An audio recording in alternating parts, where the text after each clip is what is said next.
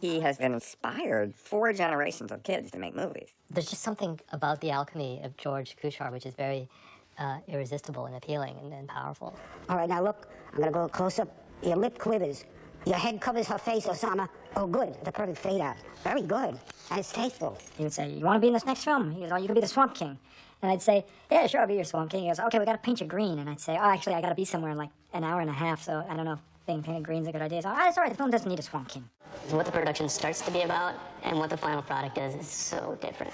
He was killed by the Bride of Frankenstein. Okay. We're trying to, this was going to be Jordan. You know Jordan Stein? Oh, yeah. He was in the last movie. Yeah, so this is his remains. It's interesting how these characters just kind of pop up. They're kind of like these phantoms that pop in and out, and you're like, wasn't that person the killer over here? But now he's the cousin of the beloved person, and they're getting married. What's going on? You know? He was making a class film, plus he'd be making his own personal film, plus doing his diaries. I think some people, you know, are intimidated a little bit by George because he does produce so much work. I mean, I don't know how many films he can create in 15 weeks. Let's just say 5. Unbelievable productivity. He just cranked him out. I don't think anybody even knows how much work George has made. I don't think any filmography is complete. So we got one glove. Maybe she'll have only use one hand only. Eventually this will get cleaned up. It's hopeless in there. Okay, you gotta get your boyfriend. Where's that zombie head? Oh, wow. All right, now, pick it up by the nose. Ooh, it stinks. Oh, you smell, see if it's done. Not everyone digs underground movies, but those who do can dig them here. This is The Bridge in New York, one of several small theaters around the country where underground films are shown. But what is an underground movie? Like any art, cinema has a narrative aspect and a poetic aspect, and the so-called underground filmmakers are exploring the poetic aspect of cinema. I have no idea when I first heard about the Kuchars, but it had to be, I imagine, in the early 60s. I probably heard about the Kuchar brothers films from Jonas Mekas' column in the Village Voice that I started reading when I was about 12 years old in Baltimore suburbia. And they were my first really big influence in underground movies. Well, I first heard about George Kuchar's films probably back when I was in college, because I was really interested in what was then called underground movies, underground films, and they would be shown in special screenings, sometimes on campus. College film societies were really active then. And you have to remember, this is before video. There was implicitly a kind of self-celebration that we were all so cool that we were there, and that we were all so sophisticated that we could understand this work, or even know that it was going on. Underground film is all about atmosphere. When you make a film and put it on DVD, it kind of undercuts this whole feeling of exclusivity and being part of the scene. We got used to going almost every weekend to some very strange place. Sometimes the theater, sometimes the storefront, sometimes the basement, sometimes just somebody's house. This was the classic underground film show, more of a happening. Mr. Warhol, will you tell us what a happening is? Nothing really happens.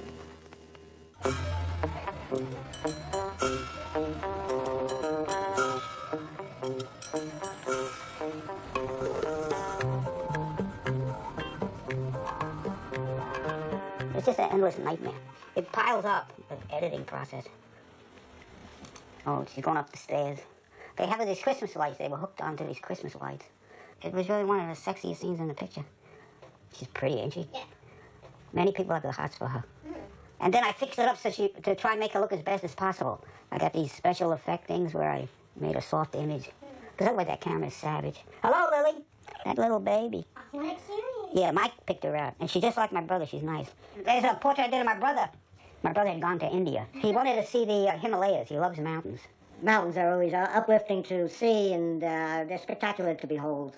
The John Waters Christmas card. I met him actually in the 70s. I guess he'd gone to some of our movies way beforehand, and I used to see his. I had read about the Kuchars and knowing about how they worked together, and they both made different movies, but they seemed to certainly work in the same studio, which was their mother's apartment in the Bronx. And when my brother and I, we started out, it was an 8mm film. This was before Super 8, and that was a very small, despised medium. It was considered home movie stuff.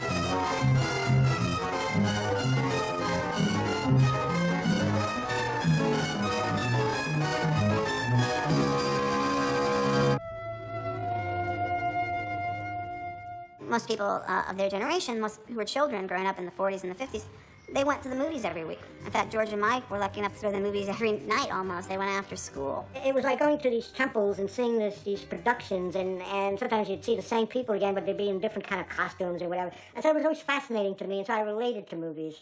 As readers of film, not just watchers of film, as readers of films, they deeply understood at a really early age all of the generic conventions, like what a woman is in this film, what a man is, what the father figure is supposed to be, what the mother figure is supposed to be, what the girlfriend is supposed to be like.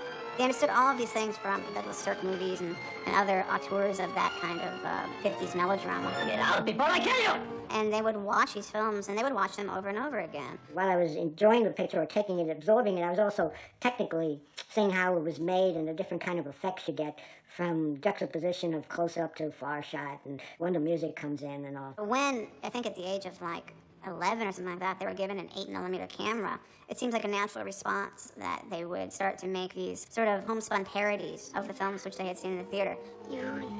Tonight. Imitation of Life inspired me. The blonde, the man, the music, that whole scene.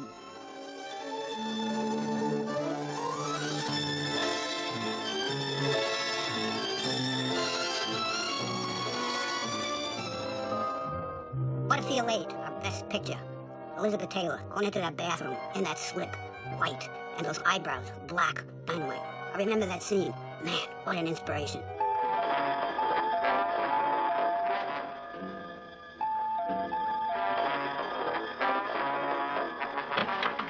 I hear your sink is all clogged up.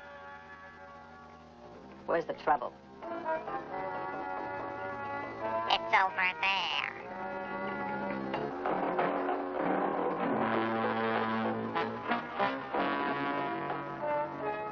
It's awfully hot in here. Why don't you make yourself comfortable?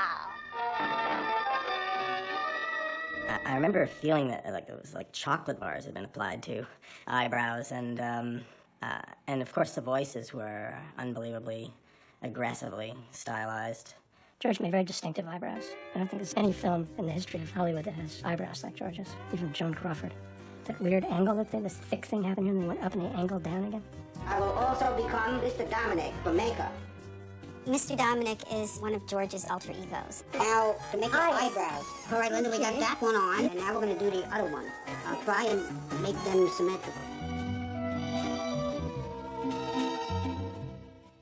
The stuff happening around them in the underground film business was hip and cool and seriously devoid of affect.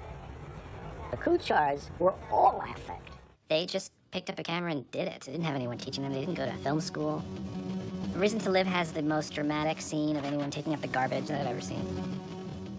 They had these kind of stars that were even more berserk than the Warhol stars in a way. They were more homegrown, and they were pushing glamour in even a more ludicrous way without being quite so literary or quite as chic as some of the Warhol ones out there, which I like them better in a weird way because they were so down to earth and funny.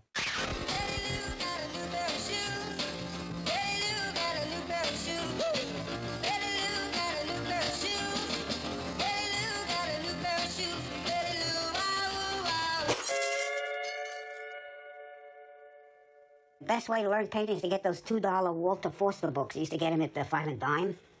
And they teach you all about painting, how you put the different colors on. You save a lot of money going to art school.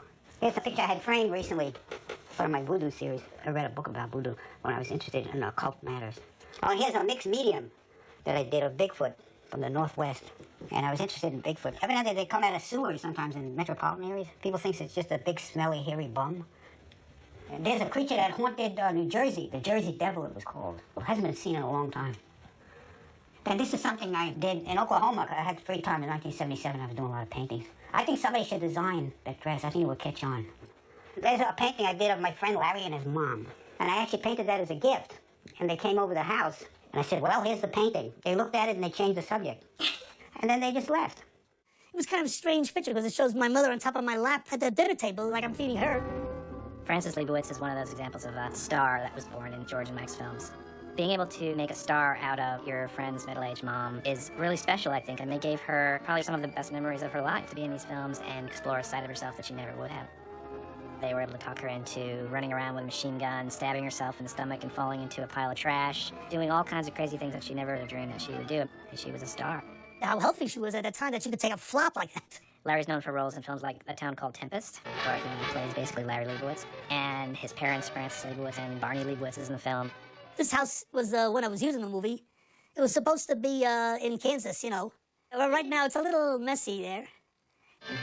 I played the evil son who basically is interested in twisters. My mother and my father looking around for me. And I told them, you old fool, this place should be more tornado-proof. Before that, I went to a house of ill repute because my father sent me there. He said, hello, Shirley, I want you to make my son into a real man. He gives me $5, I go to the house. Tornado hits. I come running back, and that's where I locked my parents out. He took like a large fish tank and made like a tornado scene there with houses blowing away, and he made the wind with milk to make the clouds and stuff. I spent like $100, which is a fortune in those days. You and Mike grew up where? The Bronx. Well, actually born in Manhattan, the same hospital as Ted Hunter. Bellevue, which is noted for its psychiatric clinic. It's a big mental hospital facility, you know what I mean? So we were born there and lived in Manhattan for several years before moving to the Bronx. The Bronx now may be the place because they're fixing it up, and artists are moving in. It'll be the new Newark. You know, a lot of artists move into like Newark and stuff. There were thousands and thousands of apartment buildings in the Bronx. It was a very built-up borough, but there were still neighborhoods. When they started to build the Cross Bronx Expressway, it was a massive area of condemned buildings that were being gutted. There were vacant lots, and that was a wonderful place to play. It was a dream come true for a kid, you know what I mean? There's this childhood picture of you and Mike. Oh, yeah. You guys are twins. Yeah. And are you identical or fraternal? I knew one time, I can't remember now. I forgot what it is. Has something to do with the egg? Right. Are you two identical or fraternal twins? You know, technically, I never found out. You're kidding. I never know. But I remember being born.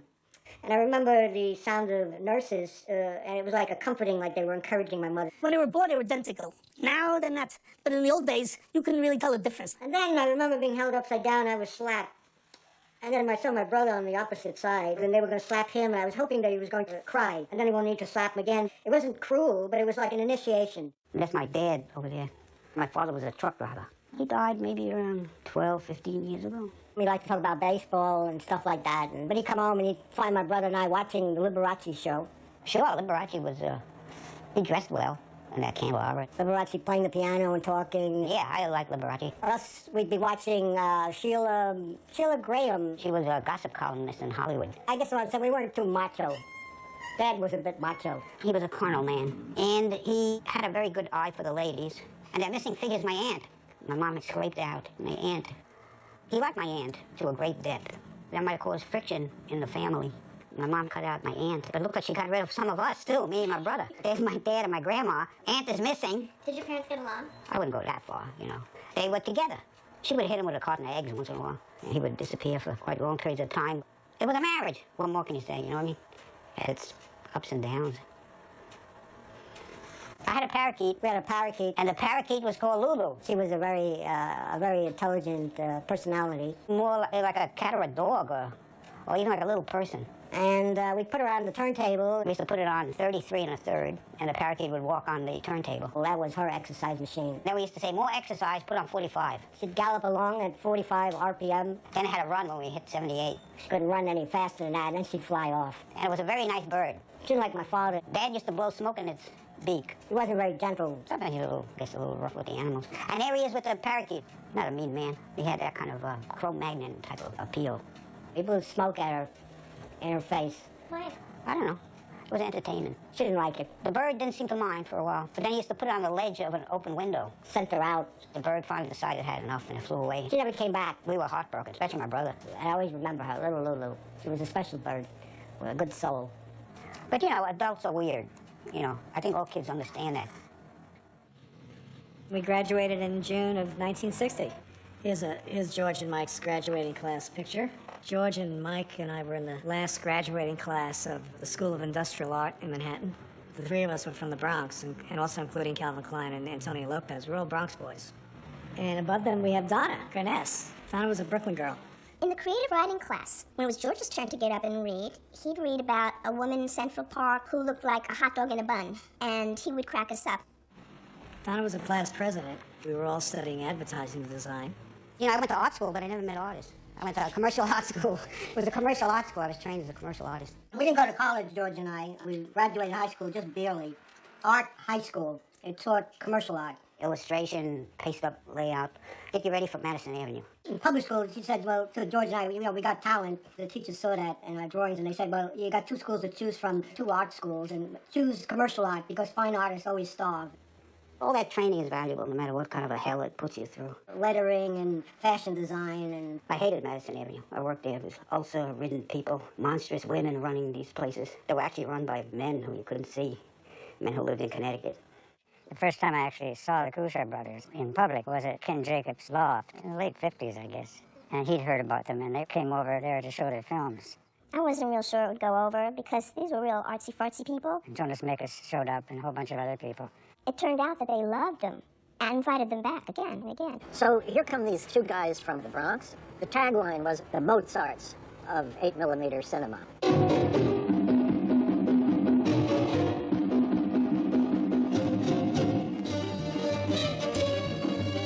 There's Bob Cowan, who's in a lot of the early films, as well as Donna Carness. It's a sci-fi horror film in which Cowan plays an evil scientist who needs blood, basically, to keep his beautiful Frankenstein bride, played by Carness, alive. I was the mummy. Yeah, I needed blood. They shot this thing on 8mm, in like a house on a weekend. It was all shot in my apartment. I guess Mike actually shot most of that. Just the conception of the piece itself is just this dynamic. Special effects, there's animation in it, romance, tears, blood, murder, aliens. It has everything and more that any Hollywood genre film would have. I turned into a kind of a monster with long red underwear on.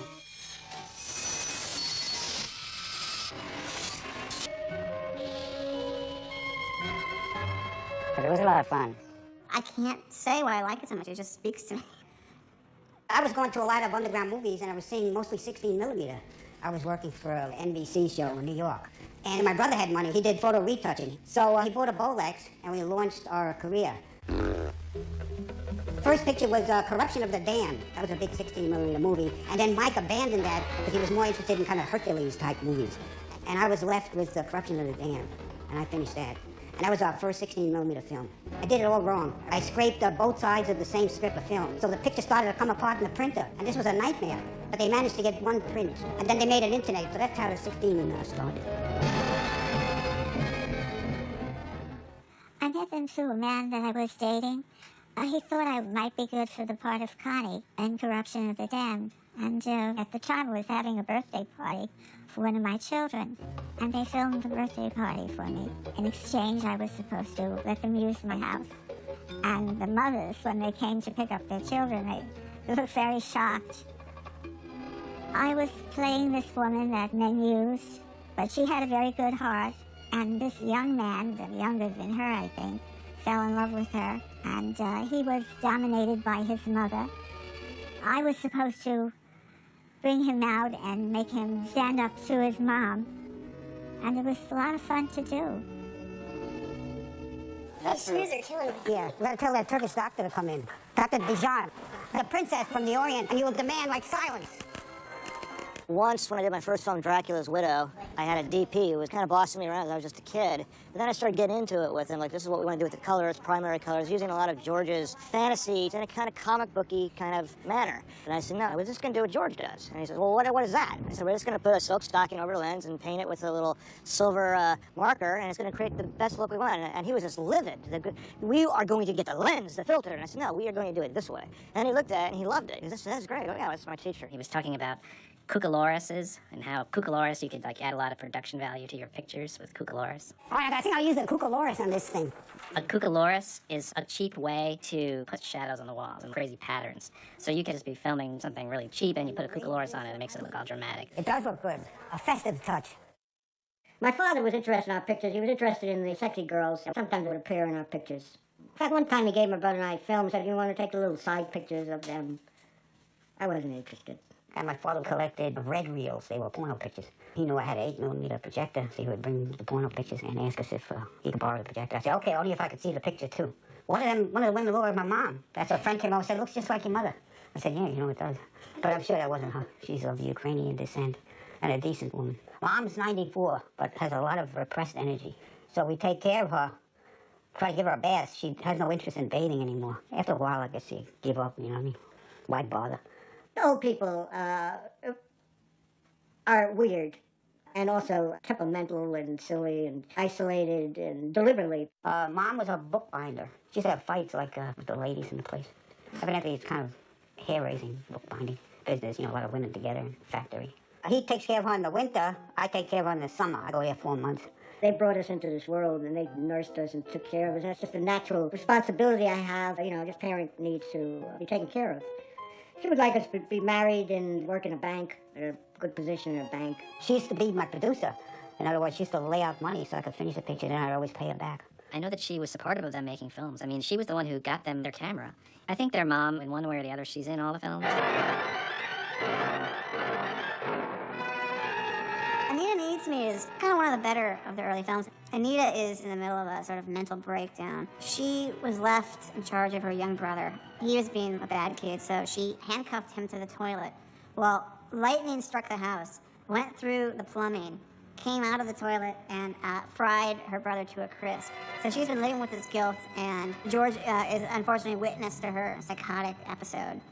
He then goes home to his mother and makes a pledge that he will never leave her. God, it was foretelling the future, you know, this film. It's really kind of touching. People didn't know how to handle them at first, but they became accepted in the scene, and their films were popular, and I think their films were also funny.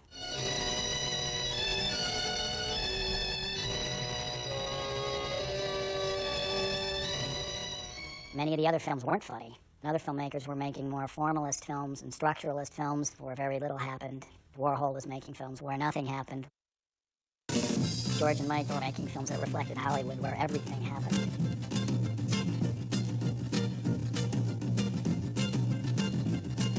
George and Mike were real auteurs. They thought this whole thing up, and you could tell they were heavily directed.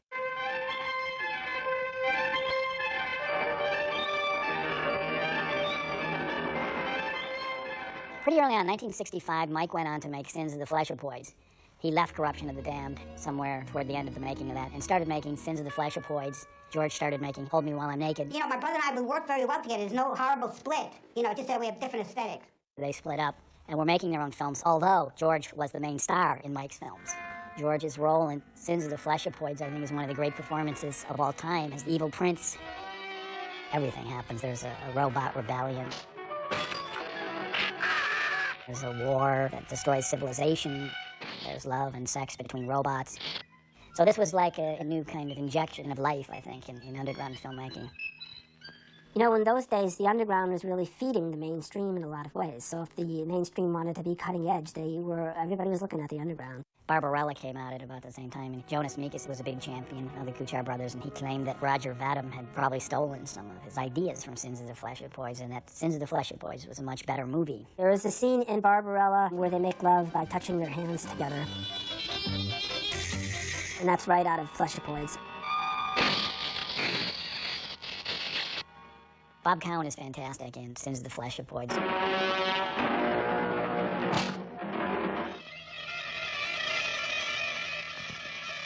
Well, I was supposed to be a robot. And then, of course, I did the narration, which makes me wince a bit when I hear it now. It's over the top. The time is a million years in the future.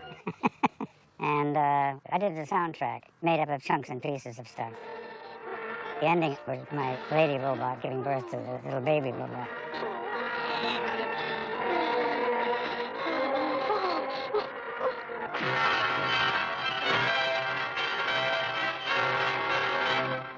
Sins of the Flesher Poids is, in a way, the central film of the whole movement. George is an actor, Mike is the director, the filmmaker, Donna and Bob. I think for me it all comes together in that film.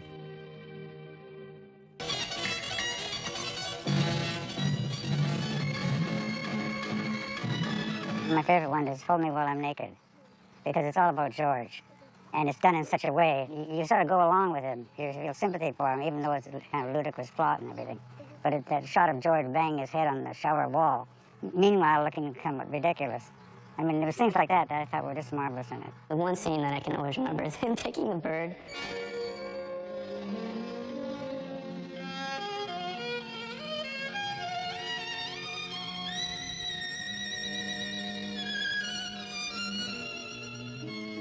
I remember an image like that made me cry. And I don't, and at that time it was very difficult for me to cry or even understand why that particular image made me cry. Because like I said, everything is so campy and over the top, and yet there was an unbearable humanity behind it. They're touching movies, you know, just they're very low budget. And I think he has turned that low budget into a visionary style, really, that nobody else would dare do. Okay, let's go. You're scared. You gotta get away. You have to run. This is it. Your life's at stake. Keep running. Put one foot in front of the other and just keep going. This is your greatest betrayal. You're a star. This is gonna be your biggest picture. Keep running.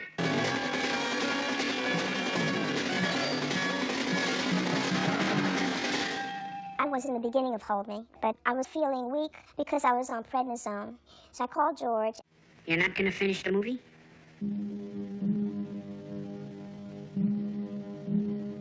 And you know how he is. It's okay, Donna. Okay, Donna. He was devastated. I know he was. But he'd never show that.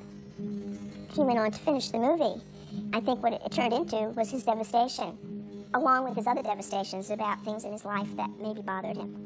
We were laughing at it and yet crying at the same time when he's lying on the floor with film all over his face, the cuttings of movies, and calling people who were saying, no, no, no, I can't see you now, and they're all having their own personal sex life. And what is he doing? He's twirling in the shower with mother's calling him to eat his pork chops. Philip, it's me, Mom. Get up, for Christ's sake. You've been in there an hour. The cook's gonna get cold. Get out already. I'm sick and tired of hanging around this stove all day. I wanna get out, too. Now, remember, put the bag pads on the porch. You're not gonna be worried on the bathroom. Come on, hurry up. The food is getting cold.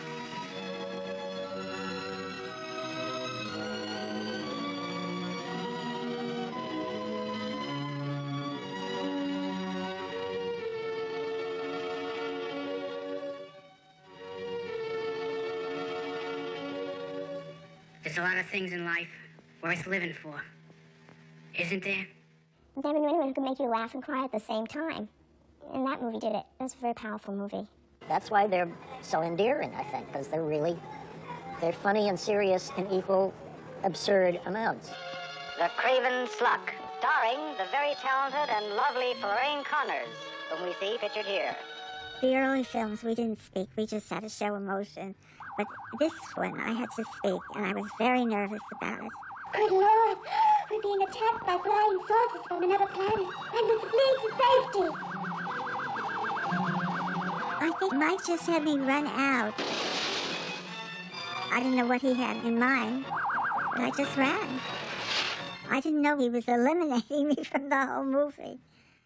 They really are bohemians that believe that going after money is selling out in a way. And I think no one can imagine that people used to think that way anymore, but they did. Whole ideal of the underground is to be a non-careerist, not to work your way up the ladder, but to express yourself. And they are true underground filmmakers, and there's very few underground films I've seen, really, anymore.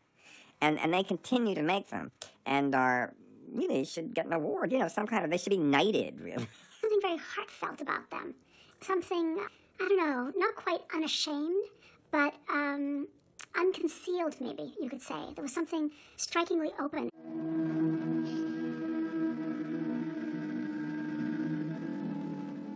It's a very well thought out story, and it's about a man going to pick up other men in alleys, and then this one guy picks up another guy, just cuts to them both sitting in bed. Hi. Hi. How are you? Fine. How are you? I'm fine. Care to come up for a coffee? Yeah.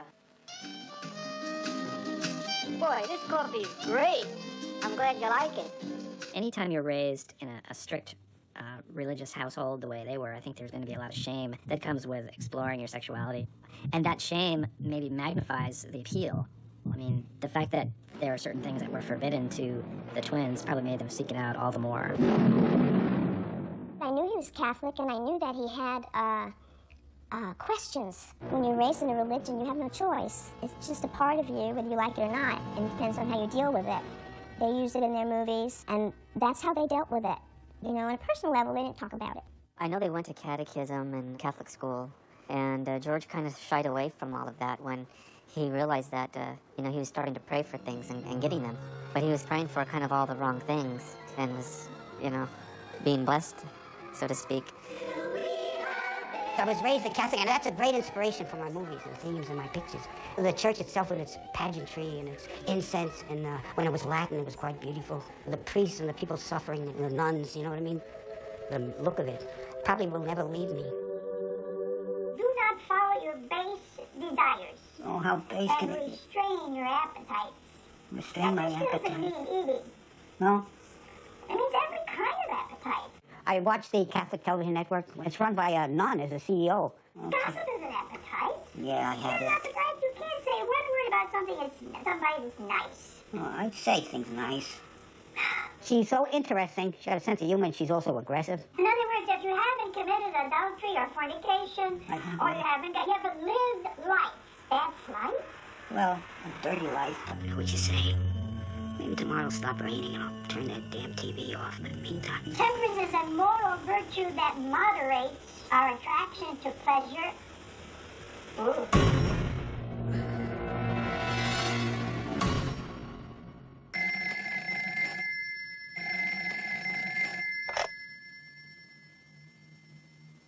Hello?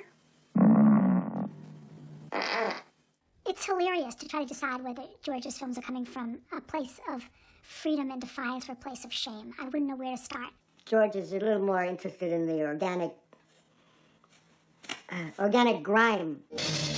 There is a close-up of a turd in the toilet, which may have led the way to the ending of Pink Flamingos. I don't think I'd ever actually seen a turd in a movie. That was, even today, that was a fairly rare shot. I used to go to the movies and I would see these pictures, but they never had toilet bowls in them. Yeah, Big movies. because people didn't go to the bathroom. They didn't go to the bathroom, and and so I decided to change that. So I was making my movies and putting toilets in there.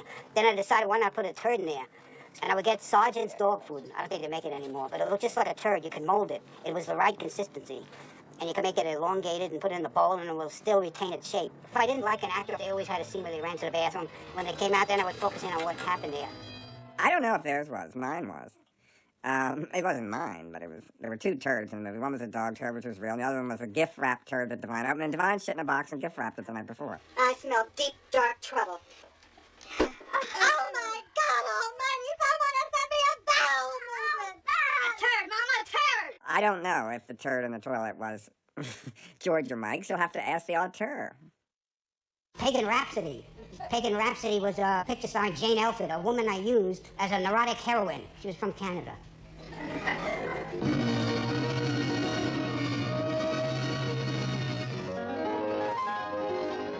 In George's Pagan Rhapsody, she falls in love with this guy who's homosexual. But, well, they do. Eventually, they make it. He gets together with her at the end of the picture, but he didn't know how to react to what he had done, so he, throws up.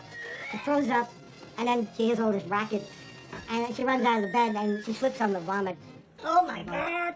Yeah. Is it real vomit? No, Oh. George made it. No.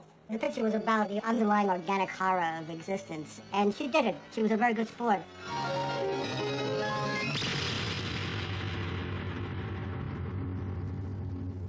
Bob would go all out for pictures, you really got to hand it to him.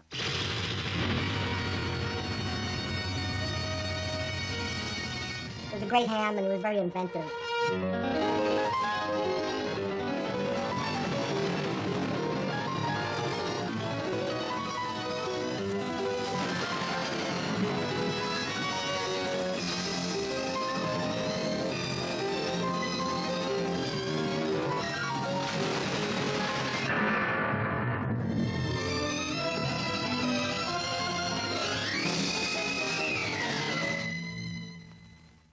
How many bats we have? We got two of them, right? They're all over the place. What a nightmare. Is that Chow Fu? Well, yeah, Chow Fu died here. Oh, beautiful. Oh, wow, this is going to be beautiful. It's actually a nice scene. You want to shoot from the top? Yeah, I think Yeah, why don't you go up? Let me see how this is going to look. He's got her in the attic. The house of vermin. All right, you put her down upon the bed. All right, good. Now, you like that concubine a lot. Now, wait. All right, now, wait. Now, I'm going to go for the close-up. And you take the hair. Suddenly, it just sort of slips off. You don't like what you see, but you try to be romantic. Richard, to get down upon her neck. Karen, throw your head back on the other side so we see Karen's face. Suddenly, you hear something at the door, Richard. Concubine, the one, the two. Oh, boy, good. You look creepy. Excellent. Very good. All right, you can take a break. Okay. All right? I had been making movies, and then I met Larry Jordan. Larry Jordan was teaching at the Art Institute, and we had a show together in Cincinnati. I liked his films. I started showing his films at the Art Institute. And he said, would you ever want to come and teach a class in the summer? And I said, well, yeah, sure, San Francisco. I've been there 37 years. San Francisco in the early 70s, things were just easier to do. I always wondered if food stamps had a lot to do with it. Yeah, it was an incredible time here. I mean, it was a very, very rich time in terms of culture, in terms of politics, and there was so much sort of street theater. There were so many eccentric people that were just on the streets and sort of living out their art on the streets. There was an easygoingness to the underground scene. The price of entry was very low. You just had to basically be energetic, excited about what you were doing. When I got here in 1976, it was just really the explosion of gay life in the Castro, and yet it was also still a major continuation of both the counterculture and politics of the 60s. I think I met George probably within a year of his arrival in San Francisco. I came to San Francisco in 1970 to be part of the burgeoning underground comics scene there. Robert Crumb lived in a hotel on Valencia Street. Art Spiegelman arrived, and Art and I put together Arcade in 1975, and of course we invited George immediately. I saw his early comics, and I said, you've got to do stuff for Arcade. There were cartoonists, actually, I remember, who objected kind of that George was being pulled into Arcade because he wasn't really a cartoonist. But he seemed to be as prolific a cartoonist as he was a filmmaker. He had the chops. Art Spiegelman called me up. There was an apartment available next to him. And his girlfriend at that time became one of our stars. I met George and Mike in the 70s, early 70s. I saw her and I said, that woman has potential to be in a movie. And my friends were nuts about her also. So we made her a star.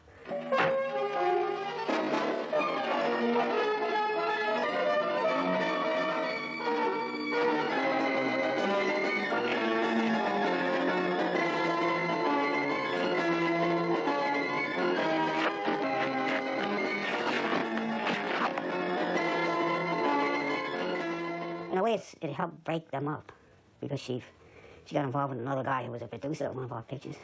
But it helped Art because he moved out of here. He left and he found a new woman with a printing press. I like working in panels. I always like putting things in boxes. And so the comic thing was real good. Plus, it's a combination of like movies with titles and stuff. You know what I mean? You can make your screenplay, you can write the thing. Well, I did a whole thing on H.P. Lovecraft. He had liked ice cream and baked beans. That was his main diet. I had him in bed with an overcoat and gloves because, you know, he wasn't a very carnal man. We were very interested in cartoonists doing biographical comics, actually. So George's interest in H.P. Lovecraft was a natural, you know. George took a humorous angle on Lovecraft, as well as a reverential one and an accurate one. He made H.P. Lovecraft one of his characters, basically, as if he was almost casting him in one of his movies. I have to tell you, George was a partial inspiration for Zippy. When I would come back from a dinner with George or a party where George was in attendance, part of me would be kind of processing the way George spoke and the way his mind worked. And I found it wasn't that far from the way I felt Zippy's mind worked. When I met George, I was beginning to get away a little bit from the crazy Zippy and more into the Zippy that would play with language. Maybe George had some effect on that. I think he might have. Thanks, George. I don't think I ever saw George actually in the act of drawing or painting, but I definitely saw a lot of his work that would be hanging in his apartment. A lot of images that almost looked like things right out of his films. You know, the dark side of human nature. What's in the shadows, the innate creepiness of things, the desire to scare yourself, to shock, to achieve some sort of catharsis. I think his films, are a lot about that. I got back into drawing. I was always interested in drawing. What's the difference between your art styles, you and your brother? And my brother, he does erotic comic. He gets paid by this guy who's kind of mango-shaped. He writes the story, my brother would illustrate them, and my brother maybe get paid a year later. The checks were slow in coming. I was real broke at the time, was introduced, and I did a couple of stories for them, and they liked it a lot. And then other people see it, and I think that's their specialty. Although I like doing it. I like it. I would have. Oh, and there's a portrait my brother did of himself. He still looks like that. And my brother, when he went to Nepal, he came back and did this painting to a festival in Nepal.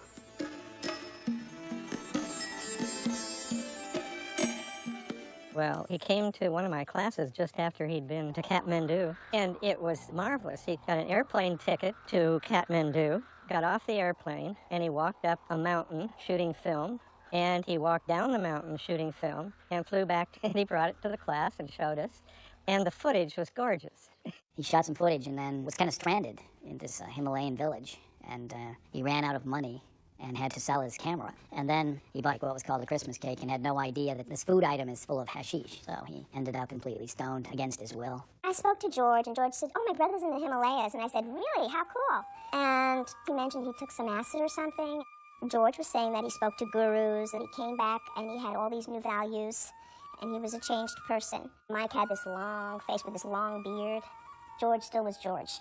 I thought they were both, borderline crazy, but in a good way. George's craziness was completely social. It was engaging. Mike's was a little more held in. No eye contact. He's famous for that. You know, when you're twins, too, you have to keep your distance. I remember James Broughton came over, he was doing a picture on twins. But James Broughton is like touchy-feely. His pictures are always touchy-feely. Yeah.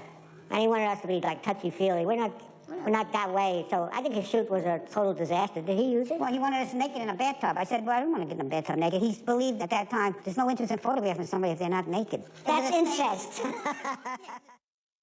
I have certain fans for some certain kind of pictures I make and fans for another kind of picture I make. I love the idea that he makes movies and falls in love with the people that are in it and talks about it. George might too, but I don't think he gets obsessed by it. I think it brings him melodrama, which it might with Mike. It's a way of making love to somebody you can't have in reality. You can't have and you wouldn't dare. But however, with the camera and how you present them, you can make love to them with the camera. And you can own them, actually. I mean, there's all kinds of reasons why one makes pictures, but you can actually now own them. So in a way, it's an expression of love and desire through a lens, which is not there in the actual relationship. You can tell, like, who's the guy that was in a lot of his movies? Yes, that was like, wow, that was like you really could see in the cameras. I think that was the first film that I was in. My role in that film is basically, I feel like a janitor type person, mopping the floor. And in between my work, I do some weightlifting, some pull-ups in the bathroom. I didn't have to do any real cleaning for the movie, but I had to like bring out the mop. Probably the hardest thing about the film was all the baby oil. Here is a watercolor of me in Oklahoma, and it's Kermit McDowell who came to visit me. He was a student of mine when I first got here. He was the first one in the room, and he was there swinging his legs. He used to wear these little cut-off pants. Kurt was a big part of the film department in those days. He was one of the graduate students who led the charge for George to become permanent. I was all for it. If George wanted to stay, George could stay. That's done by Kermit McDowell, a sensitive pastel of me. He was quite a talent, had a lot of energy. A lot of it was burned off and hanky-panky. You know what I mean? But then I guess he had to get rid of it somehow. Kurt was very charming, very candid, and he could talk anybody into doing anything. And he looked you right in the eye, and he just charmed the pants off of you, literally. What makes me who I am, that's what I share or explore. And sex is something that not everybody is willing to explore right now. He had a very open attitude about sexuality. Kurt's movies were very pornographic. I mean, Loads was one of his movies. There's a title that ain't gonna play in a marquee.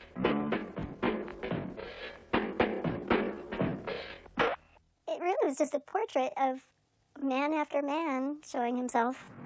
There was something really sexy about having him wear my underpants, which I did. Well, it did shock me only because that Kurt would release this. You know what I mean? Like, you know, we've all had bad nights. It seemed like a lot of bad nights to me. But maybe they weren't bad to Kurt. And that's another one. So you knew Kurt really well. Well, he liked painting, so I was a subject. In his diaries, he tells just how much he loved George. There was no doubt that the love was there. Curry said, why don't you join with us and write the porno picture, because we can make some money. I knew we wouldn't make any money because anything I work on is a financial disaster. He gave the general outline, and then I wrote the screenplay, and that's how Thundercrack was born. I don't think Thundercrack was unusual. Thundercrack was, well, wait a minute, let me rethink this.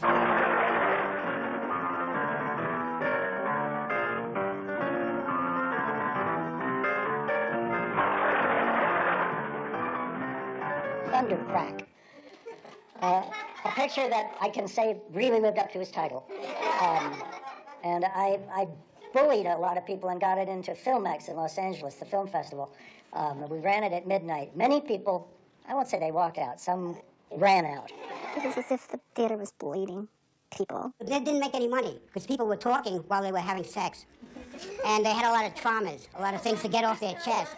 And if you ever have a chance to see it, you'll see George in several capacities, as a writer and as an actor, in this wonderfully foul and degrading film. The early 70s in general in the United States was a time when suddenly porn became very hip. Beyond the Green Door and Deep Throat are both released, and there's a huge overlap between art cinemas and porn cinemas. Thundercrack had this incredible mix of being an underground film mixed with being a porn film in such a uniquely San Francisco way. That's probably the most porno film you've ever been connected with. Oh, yeah. I generally make family pictures. Thundercrack is a strange movie. It's kind of a tortured marriage of porno and comedy.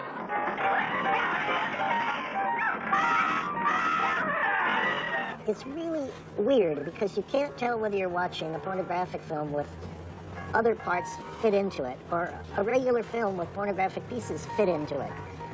You have straight love scenes, you have queer love scenes. It's a story of secrets and this widow that lives in a prairie mansion whose son is locked in the cellar with freaky sexual affliction.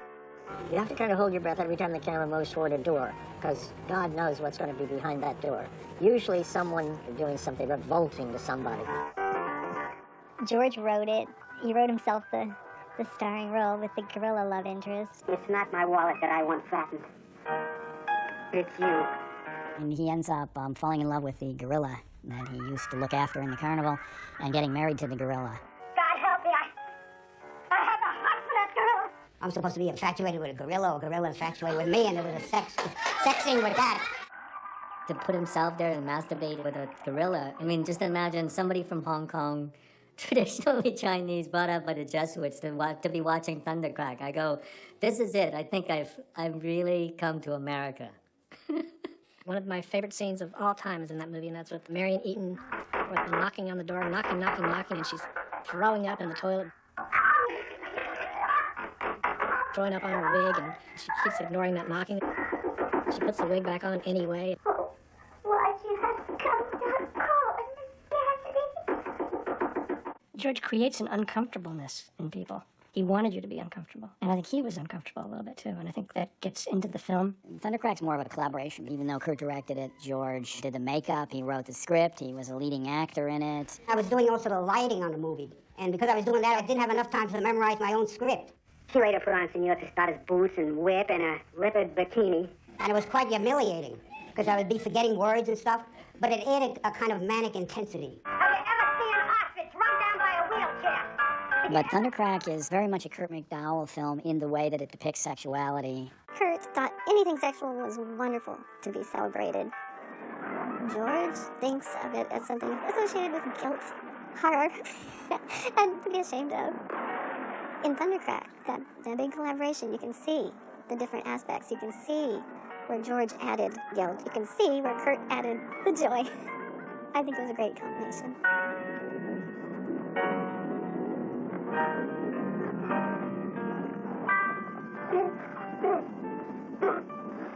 To me, it's much more of a pre-adolescent approach to sexuality that I still see as very innocent, very much beyond these kinds of categories and rules, but still exploring the difference between different bodily functions, between different forms of desire and satisfaction, and in which the line between them still keeps getting explored and crossed.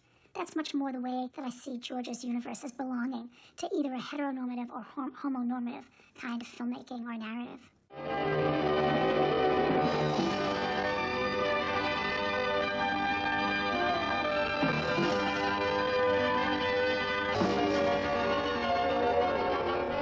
The Devil's Cleavage. The Devil's Cleavage played in England. I made it with the school's camera, which was sync sound. I got letters. People really enjoyed it. So I felt so much better. You know, I was happy I made it. It's a big, turbulent drama about a big city nurse and stuff. There's a nurse who seems to be living with a really lazy Hawaiian guy. The nurse preparing breakfast for her boyfriend and then feeds half of it to the dog and kisses the dog. And then he instantly starts setting up cross-cutting with jealous neighbors. How's your husband feeling these days? Not so good. Maybe if you both slept in the same bed, he'd feel a lot better. She goes to visit invalids and dumps mason jars full of either homemade soup or vomit or something on their floor. The movie just instantly started to sprawl out in many different directions. A strange, interrupted plot line that happens, this kind of sense that time is not the same time that you're used to in movies that have linear storylines. George would focus on a scene in such an intense way that you would actually forget that the main character hadn't made an appearance in half an hour. I also remember a woman, I think it was a woman, lying in bed, looks a bit like Leatherface from Texas Chainsaw Massacre, and her daughter starts screaming at her and then dumps a bedpan on her. George's movies seem to be rooted in B-movie traditions, but he plays with every element of them to such a degree that you're literally being pulled in and out of the story, almost as if, George has gotten into your brain and he's taken over. In general, a kind of a mini nervous breakdown as you're watching the movie. You don't know what you're looking at, or your feelings are being probed in ways that they've never been probed before. Very visceral filmmaking.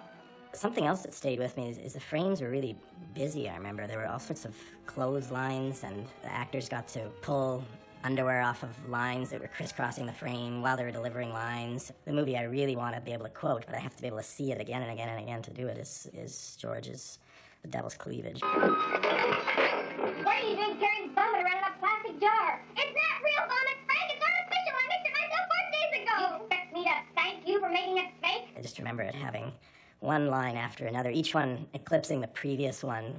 Never foul up your own nest. This is not my nest. It could be. Go lay an egg. A golden egg, Ginger, one we could share for life. In the center you find it's only rotten. I stink, Frank. I stink so bad it scares me. Then let me take you into my arms and fumigate that beautiful body. And you could just tell it was just so much fun, and because they're at the dawn of my adult film viewing experience, they might as well have been my earliest childhood memories. When I'm on the filmmaking road trying to reach my own version of perfection, I still see The Devil's Cleavage floating there. After all, when it comes to preventing AIDS, don't medicine and morality teach the same lessons? The atmosphere of celebration of free sexuality was followed by this atmosphere of fear and anxiety and loss and sadness. Kurt, George's friend, died of AIDS, which I think that had a big, big influence. You know, they made that great movie together, and I think Kurt and he were very, very close. But I don't see that in their movies. I've never seen it treated or talked about. Is it? Kurt, you look great, and I went to the school today, and they have the film festival, and they have this year's film festival in honor of you. What? The film festival is in honor of you. The 9th film festival. It is? Well, I got it today in my mailbox. I went in today. Take them. I brought a whole bunch, so please take them home. Oh, good. Here, just do that. Anyway, the festival starts tonight, Kurt. This is wonderful of you to bring Kurt died in 1987, about a year after the diagnosis. So, yeah, that's a sad thing to watch. Someone you love die like that.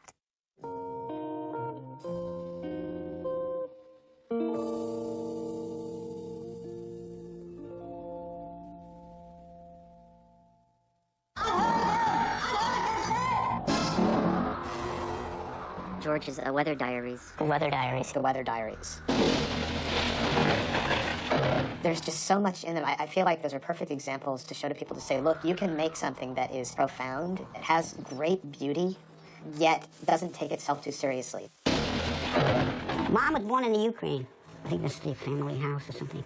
She was a farm girl. There was a lightning storm.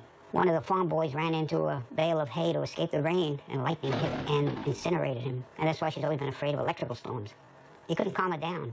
I always liked lightning and thunder, and I'd always be by the window, and she'd be saying, get away from the window, and she'd be very agitated. Weather is nature. So even though you live in a city, weather comes into the city. If you enjoy weather, it's a doorway to nature. I used to read about twisters and stuff. And You follow them, haven't you? No, I don't. I never learned how to drive. He goes to a hotel by himself, all alone, in the middle of nowhere. He would go to the same hotel in Oklahoma. At one time, an F5 was coming, and I just saw the clouds, and I just said, that's it.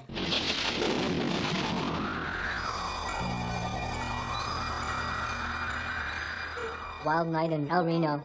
He just had a camera and he just shot on this wild night, and it's a beautiful film. It's about rhythm, it's about the change in the visual because of the weather, and it's a more abstract film. It doesn't have a real narrative. Something about the way he captured the sense of people at the mercy of the elements.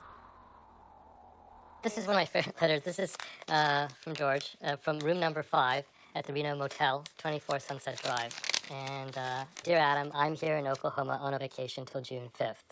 Now, here's the part where it gets interesting. Hardly anyone comes here to vacation, so there's nobody around. The other day I went out to sunbathe and swim in the nearby lake and never saw another living soul except some ducks.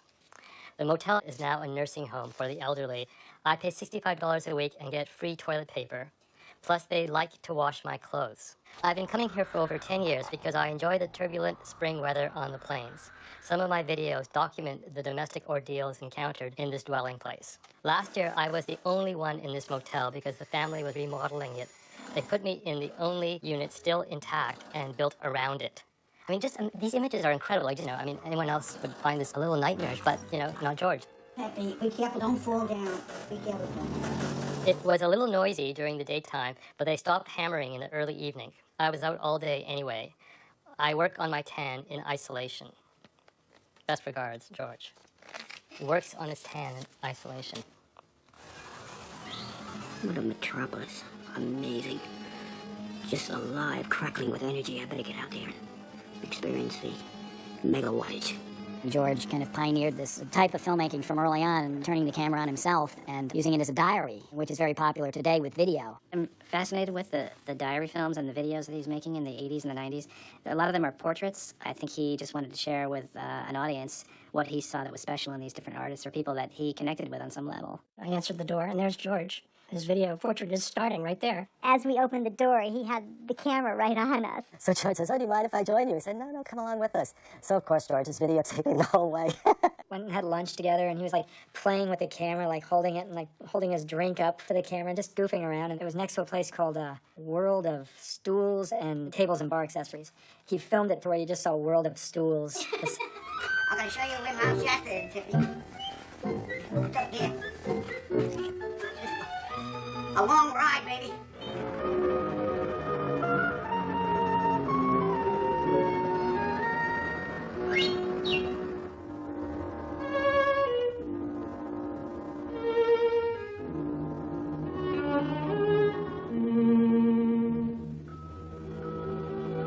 Don't forget there is the chance of a bear. Buck, how about that trail? Are we able to do the Telluride Trail downhill? From here down to down there? Yeah. The thing is, we would be so much older by the time we got down there. It's like going out of Shangri-La. We'd just wither and die like the aged creatures we're supposed to be. Oh, yeah. All right. That talked me out of it. Does George need a Panavision camera? I mean, I'd love to see what he could do with it, but it doesn't matter, I think. I said, George, can you believe Office Max sells video cameras now? He goes, yeah, I just picked up that one. It was $275. It's consumer products. We're making our pictures with consumer products. Ava, ready for the camera. Ava, you're going to shoot. This is your big moment. I want excellent photography, award-winning, Emmy award-winning stuff, all right? Well, I'm getting ready for action, ready for Linda's death scene. All right, let's do a take. All right, now we're going to have the bug coming in. And Eva, when you get your shots, get some nice close-ups. All right, this spider wobbles in. Linda, we see some leg. The thing gets on top of her. Linda, you grapple the paw. Sit up, Linda. I try to push it aside. Oh, you're fighting with it, Linda. Pound its head. All right, hang on. It gets right on top of her.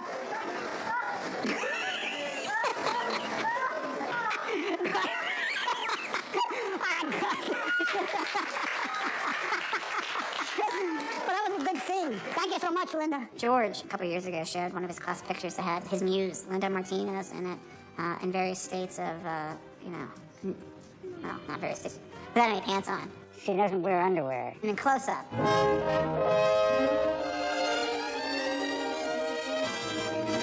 I said, oh, George, this is a little too much for me to take. Hey, oh, Andrew, you don't like it? I'm like, I don't think I like it. I love the fact that he brings in someone like Linda Martinez. When I saw her, I said, oh, this is fantastic. People are there who are older and either partially or completely disrobing, which is definitely a shock and probably a kind of taboo. So now every time he says something to me involving, like, new picture, I say, don't worry, Andrew, Linda keeps her pants on in it. When I first started working with George, I was nervous the first couple of times, but then I found out that I love this. Do my bidding for me and do it now. Of course, I have a weakness as I grow older for younger men.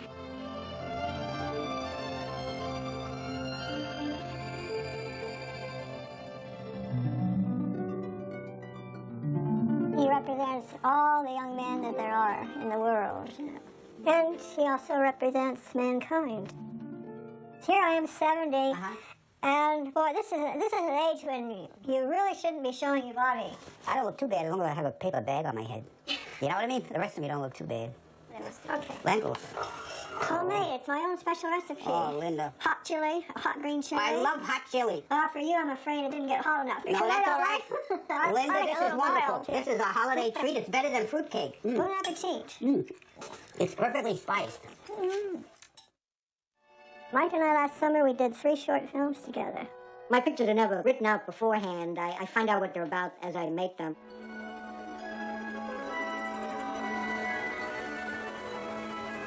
In there, I saw like satyrs and nymphs, and they were all playing this kind of mischievous behavior, like those paintings of Rubens. And somehow it was very attractive to me, and it started me to make a picture. I think Mike's films might have been more psychological dramas. Where you don't need a story, you don't need a plot. More serious and introspective. Some of his films were very sinister and disturbing.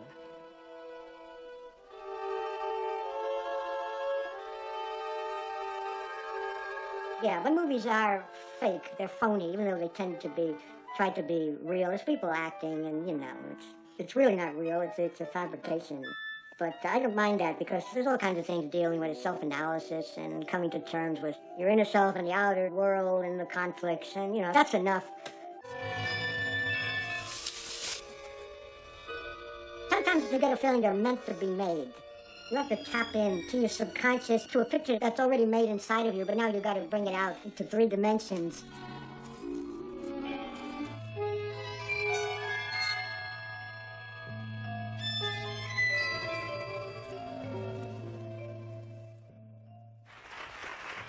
I'm very happy to see all of you here to bring George Kuchar. To tell you right, George and Mike's mother will appear throughout this program. Sadly, she passed away about a month ago, and I'd like to dedicate this program to George and Mike's mom.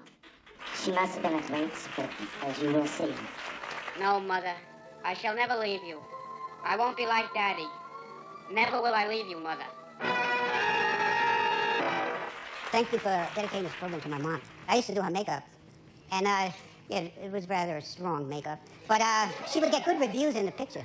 In fact, one of my big UFO movies was panned except for her. I put a little milk and I season it in green plastic and then I stuff it in a ticket and I bake it. Simple as that. She got a good review. I never forgave her for that. She actually was quite glamorous. I've seen early pictures of her. My mom, passed away July 19th, and I have her wake on camera because Mike couldn't come. And, I said, this way my brother can also see it. And I wasn't sure, because I don't like photographing things like that, be disrespectful or stuff. But then I'm glad I did. My mom's sister's 98, so I got scenes of her, and she came in, and she was the one that really shed tears at the funeral. It was like an old world funeral where emotions well up and everything. Take care. Thank you. Thank you, George. Bye now. Thank you. Bye, Mom.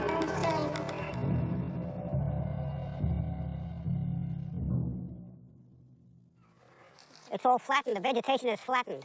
There must have been a saucer landing. Get out the damn Geiger counter. Check for radiation.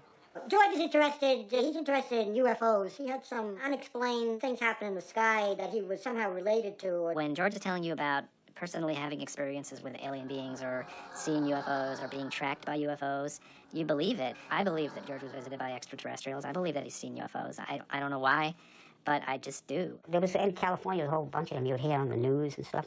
And I was like, that's weird. But then there was one on 17th Street.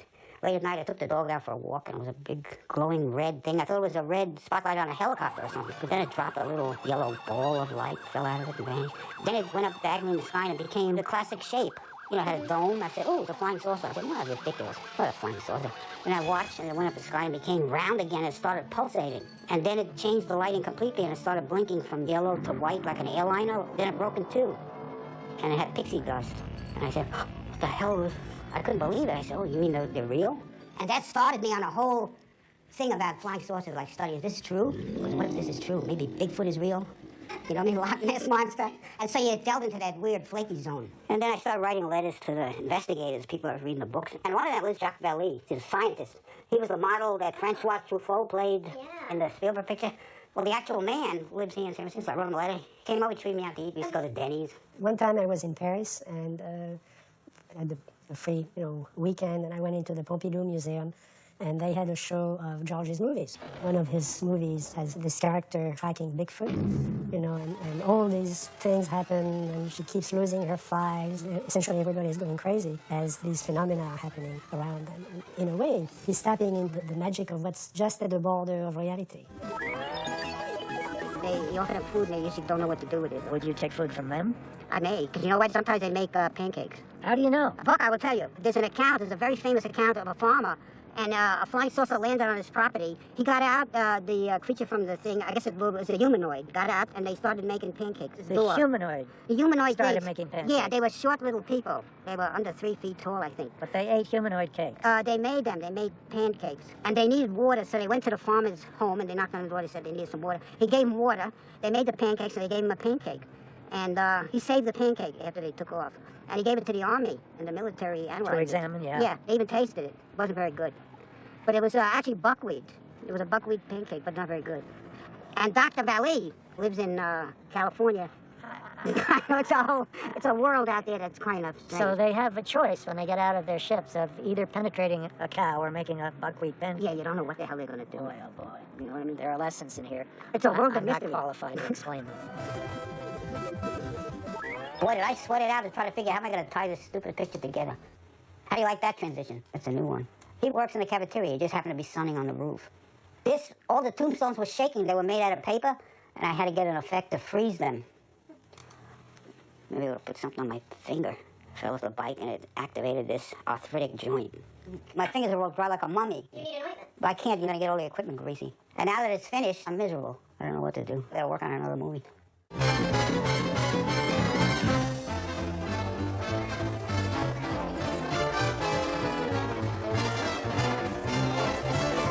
Thanks for coming tonight. We're gonna We're gonna screen George's new class film from AC/DC Psychotronic Teleplays. The title's called The Fury of Frau Frankenstein. So please enjoy yourselves.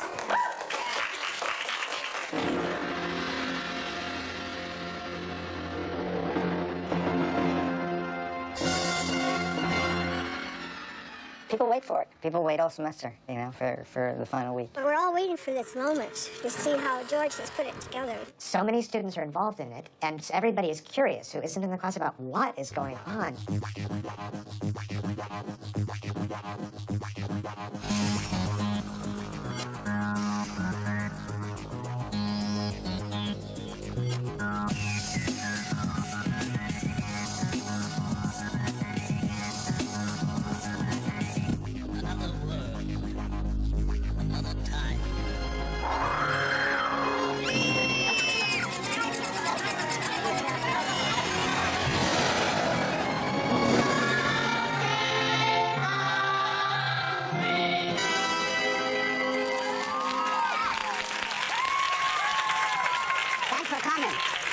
Thanks for coming.